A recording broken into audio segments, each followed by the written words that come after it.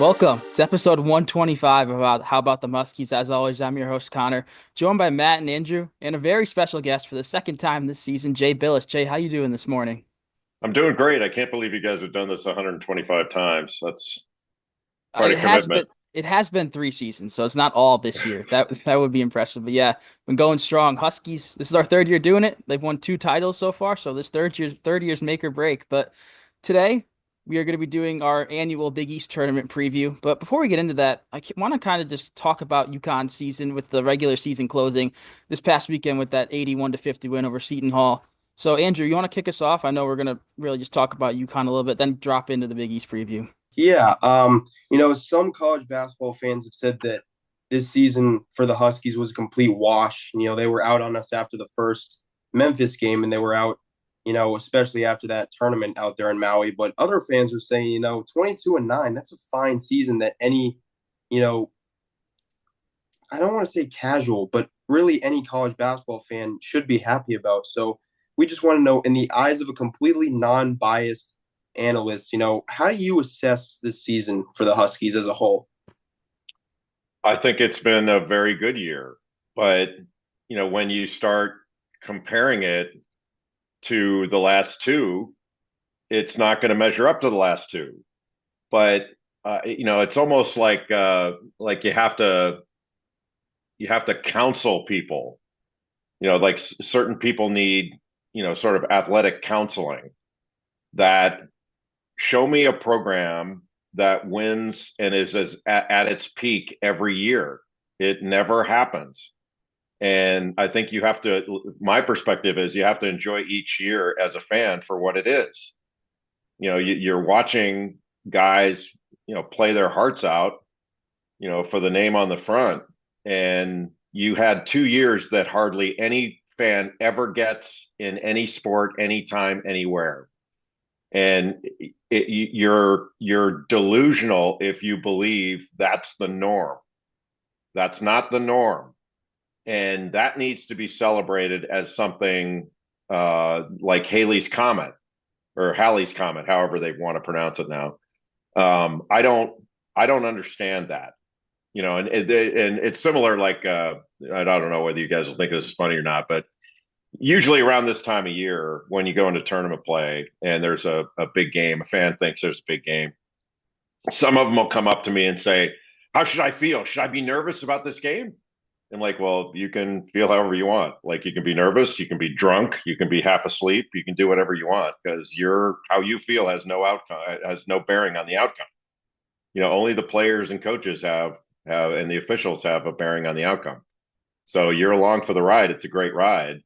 But I'm not, if you're disappointed at anything less than a championship, and that made the whole thing a negative experience, I feel for you. I just don't get that. I don't get it. And there was a pretty dormant stretch beginning of the season. Obviously, those 3 games in Maui, you were there to see those live. You called those games. Is there any, you know, not like opinion that you have, but how do you feel that UConn was able to bounce back from those 3 games? And do you think they were able to kind of use those 3 games as motivation in the Big East? They only lost 6 times since Maui. Yeah, I mean, maybe they used it, but in each of those games, they had a chance to win, and they didn't win. It's not that big of a deal, and it was just jarring and unusual to watch, and it had to be jarring and unusual to go through for the players. So, if that brought a dose of reality to say, hey, this is a scratch and claw team, and this just isn't the same thing we saw the last 2 years. Now, if you're going to go comparing it, then this team is never going to measure up. It already can't do it. Like, it's already over because this team didn't win the Big East. This team wasn't ranked in the top of the metrics. This team wasn't all this or that. But there's still a fun ride available for this team. And if we're sitting here talking about all these other teams, they can make a run, they can do this, they can do that, then why doesn't UConn feel the same way? I mean, they should. but there's still a Big East tournament championship available, and there's still a an Elite Eight, a Final Four, a national championship available. So I don't see, if you take the perspective that I do, that regular season's now over, everybody's 0-0. Why would you not think UConn has the same chance to do something special that this team or that team or another team? Do we all of a sudden think that they can't beat St. John's or they can't beat this team? I mean, it's pretty clear all these teams that we could name can beat UConn. Doesn't mean they will. So, that's sort of the way I look at it. It may be wrong, though. Yeah, I definitely trust Dan Hurley and his staff no matter what players are out there come NCAA tournament time. But looking at the Huskies season as a whole, where do you think they lie currently going into the Big East tournament for seeding for the NCAA tournament? I've seen a lot of 8, 9. I personally feel like they could maybe slide into a 7 as of now, but where do you see them, Jay? I mean, for UConn fans, 7 would be better. Next to 7, if it can't be 7 or higher, then I would hope for 11 or 10. I don't think an 8, 9 is a good place to be because it means you're playing a peer to start, which you're going to do anyway in those other slots, but you're also going to be playing a number 1 seed in the next round, and nobody wants to play a number 1 seed that early. And I think UConn's better than that. But this is a game that's this seeding thing is done on paper. It's formulaic. So you just have to put the best paper you can. That's why winning as many quality games as you can before Sunday is really important because it can bump you up a seed line to get away from that 8, 9 game. Kind of to bounce off that, do you think the committee, or how much do you think the committee is going to take into account the fact that Liam McNeely, who arguably is the Huskies' best player, he missed 8 games or so in the Big East regular season, and the Huskies struggled in that time with some games they probably would have won with him in there. Do you think the committee is going to take that into account at all?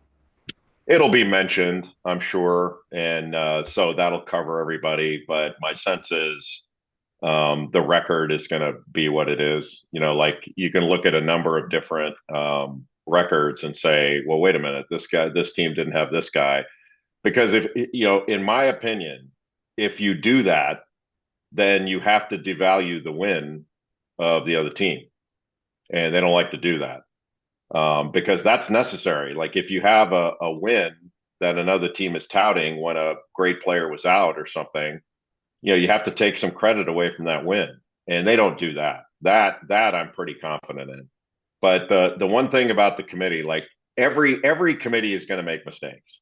That's baked in. There are going to be some seeding mistakes, and there may be a selection mistake here or there. Overall, they do just fine. Like the issue that I have is this has become so formulaic. Like with all respect to all, there are like 100 some bracketologists out there, and you can even look at their sites now that grade them, and you'd be shocked to see where people are on this. But it's really interesting. Like everybody gets 67 out of 68. They all do. I would, because they give you all the automatic qualifiers. And it's not even a discussion point as to like 32 of the 35 at larges or whatever it is, 36.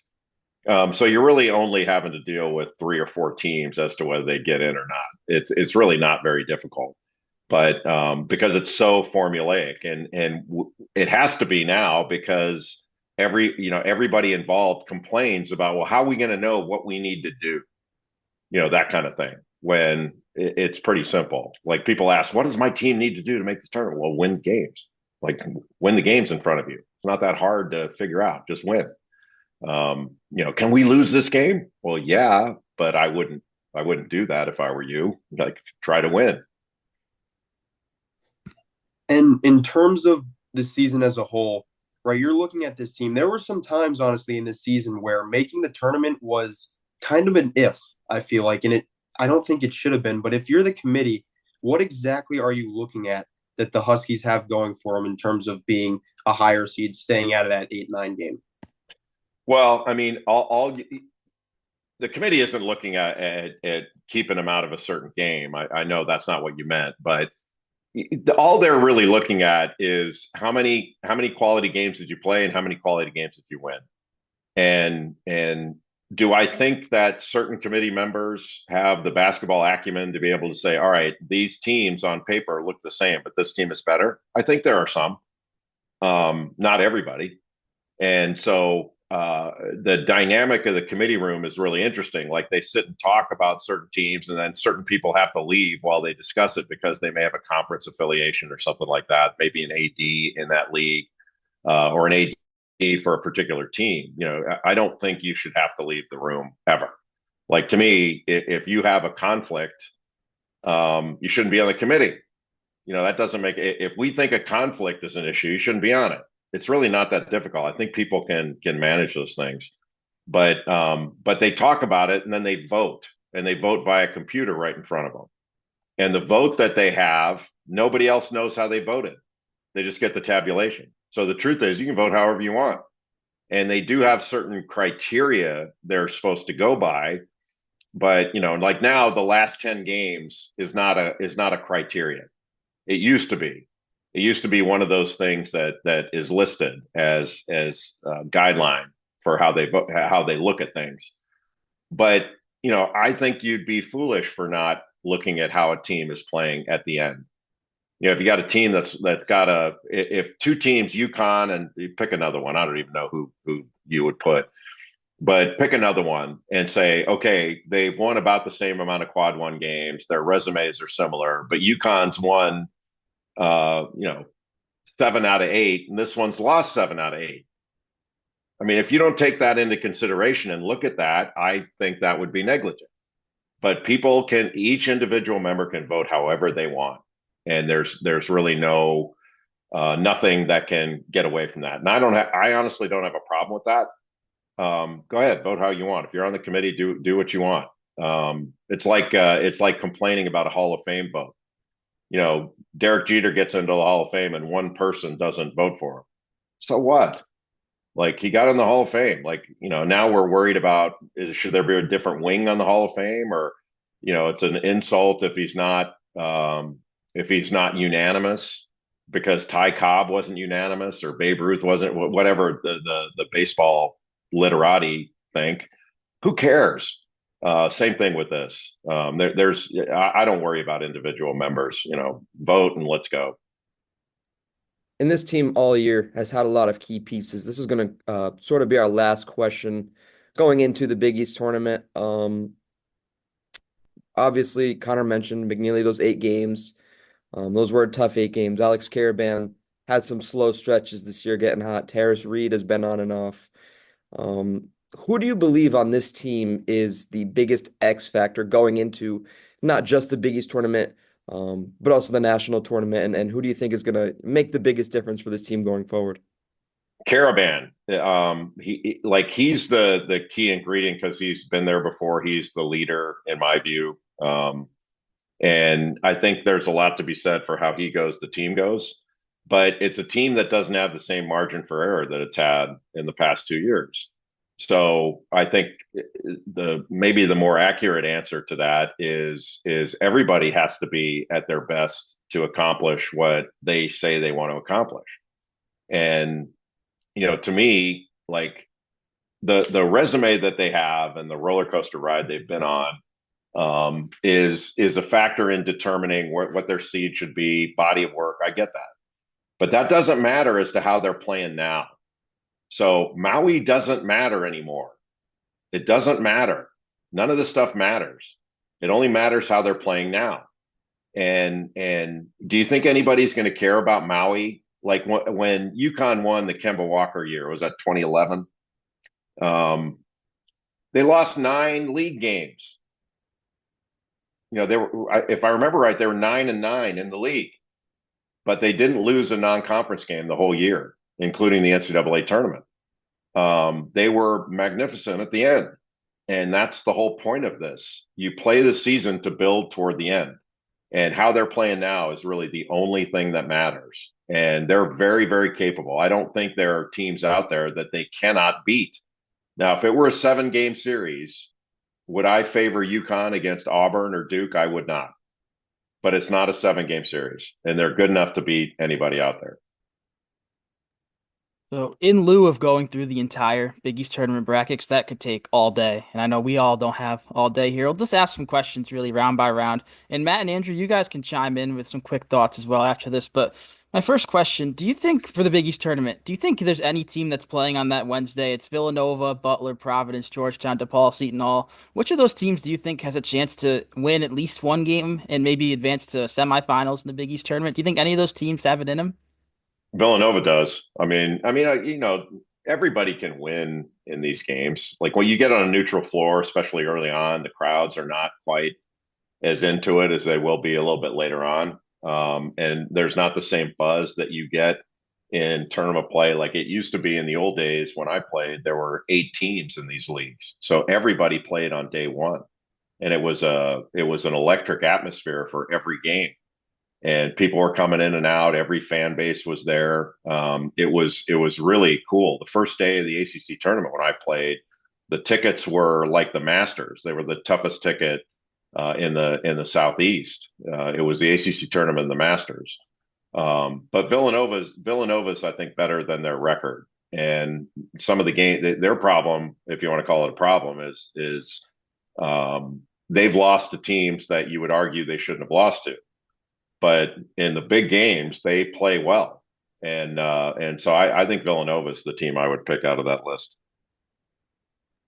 On the opposite end of that spectrum, the 5 teams not playing on that first day, St. John's, Marquette, Xavier, Creighton, UConn. Which of those teams do you feel could be out on that, on their first game just as easily as they were in? Obviously, you say Nova has the chance to make a deeper run. Who do you think is going to fall victim to that run? I don't know. Like that's a good question. I don't really know. Like Creighton's been kind of up and down. I think they're I think they're good. Xavier's on a heater. They've been playing really well. Fremantle and Conwell are really good players. So they're probably a little bit undervalued. And I kind of like the idea coming into postseason hot. And of those teams, they're probably St. John's is the best team, I think. Certainly the best defensive team, and they play in a manner, they play a style that's really difficult to deal with because it's so disruptive. So you're not going to, if you go into a game against St. John's thinking you're going to run clean offense, you're not. You're not. It's going to be, you're going to have to make plays and make reads and make individual plays that you don't practice very often. So that's gonna be a difficult challenge, but they can be had too, just like anybody else. Like there's nobody in this field in the Big East tournament that cannot be had. And for me, I would say if I had to pick a team to opt out early, it'd be Marquette just for the fact that Xavier is still on the bubble, even though I feel like they should firmly be in winning 13 Big East games. But they're in that 4-5 game in Marquette. I feel like Xavier almost has to win that one. So in a sense, I guess seeing they have to win, I would almost say Marquette is a team that could bow out early. I'm gonna jump in here. Maybe, but the other thing on that is Marquette just came off a brutal loss in a game that they had won, or they could have easily won, I should say, against St. John's, and they're a tough team. The one thing that always concerns me about them is they don't rebound at a high level. They do everything else at a high level, but that rebounding piece, they have to rebound to win. And but I like I'm not disagreeing with you, but a lot of these games are going to be coin flip games, and because there's not a ton of separation among the Big East teams once you get past St. John's. I guess we have one more question here about the Big East tournament.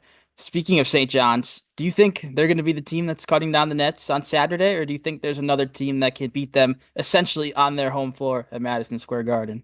There are a number of teams that can beat them in the field. I don't, I haven't really like examined the bracket to say, okay, here's who I'd bet on. But the best part of these tournaments is it's a reset and there's hope for everybody. So no matter what happened in your season, you get a few days of practice where you can go, all right, that's everything's over now. Now you know exactly what you have to do, and you have your path set up. And the teams that go into postseason with a fresh mind, fresh legs, and can kind of flush, because if you're St. John's in this, you did something that hasn't been done since 1985. You have to flush that too. It's not like they don't have mental hurdles to get over, because a lot of times after you do something like that, you kind of sigh and exhale, like, look what we just did, and kind of celebrate a little bit. And maybe you don't have that same edge that you had been playing with. Those are very real factors.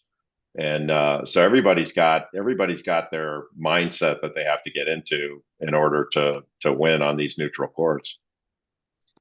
And I know you just said that this tournament is basically a big reset button for all 11 of these teams. But in terms of all the teams playing on day two, the 5 seeds that Matt mentioned, is there anybody that comes to mind that, has to make a big run to kind of save themselves from not being in the tournament? Because, there's been a lot of different brackets that have certain teams in, certain teams out. I feel like everybody knows the team that I'm talking about. But do you see a team that can't really afford a second round exit in this tournament to be in the tournament? Well, I mean, Xavier has been talked about as being near the line, but because their quad one record is not great. But I wouldn't recommend anybody losing. But like the one thing that I think is kind of interesting, I don't think it applies as much in the Big East as it does in some of these other leagues. Like maybe I'm going to Nashville for the Southeastern Conference tournament, and everybody wants to win, and they should go after this thing with everything they have. But there are going to be only one team's going to win it, and only two teams are going to get to the final. For the ones that don't win it and don't get to the final, it's not all bad news. Like getting to go home and again reset and get back to practice after you get stung. There are a lot of teams that have done extraordinarily well in the tournament. Like last year, Alabama lost to Florida early in the SEC tournament. They went home, had their reset. They were off everybody's radar. Nobody's talking about Alabama, and then they go to the Final Four. Now, based on the discussion we had earlier, if that happens with UConn and went to the Final Four and they get beat in the Final Four, would UConn fans think that was a failure? I don't know. I don't know how they would process that based on our earlier discussion, but I tend to think that would be pretty good. And, kind of coming out of this Big East tournament, there has to be a national champion at the end of March, beginning of April. And four of these national champions have been from the Big East since 2016. I'm just curious, who do you think at the end of March is going to be cutting down these nets, whether that's in the Big East or not? And who do you think is going to make a good run for it that, some people may not be thinking about? Well, that may not be thinking about. I think Florida may be the best team right now. I've watched them a lot throughout the course of the year and had a number of their games, and they're playing great, and they've got everything. If they go into the tournament healthy, there's not a team that can outdo them roster wise. They can match up with anybody. They've got size. They've got terrific guards. They can shoot it. Their offensive rebounding is among the best in the country. They defend at a really high level. They're legit. But just like every tournament, there's going to be some things that happen where somebody falls down. It opens up something. Like NC State goes to the Final Four last year. People get hurt. Like last year, NC State would not have been in the Final Four if Jamal Shed did not get hurt at Houston. Houston, in my view, would have beaten Duke, and they would have beaten NC State, and they would have been the Final Four, and they would have been a hell of a tougher out than NC State was in the Final Four. It was a great story, but those things happen in the tournament. And the one thing I know is once we get to the first Thursday, 32 teams are going to lose. Like 32 teams in the first round lose every single year. It's remarkable. Everybody, everybody's 500. And I guess really to close it out, let's give some mid-major love. You got any mid-majors you think can win at least a game, maybe two in March? There are a bunch that can win a game, but winning a game to me doesn't mean anything. Drake is really good. I mean, Akron can win a game. There are a bunch of teams that can win.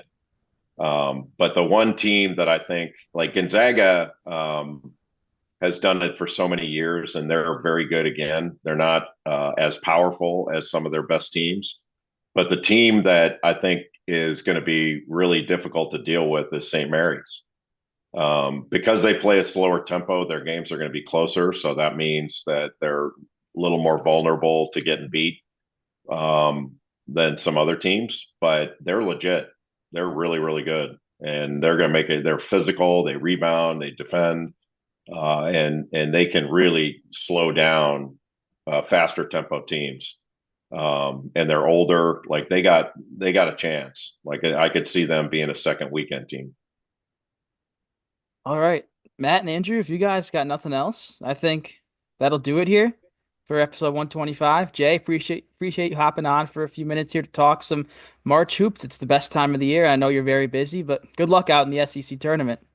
Thank you very much, guys. Have a great one.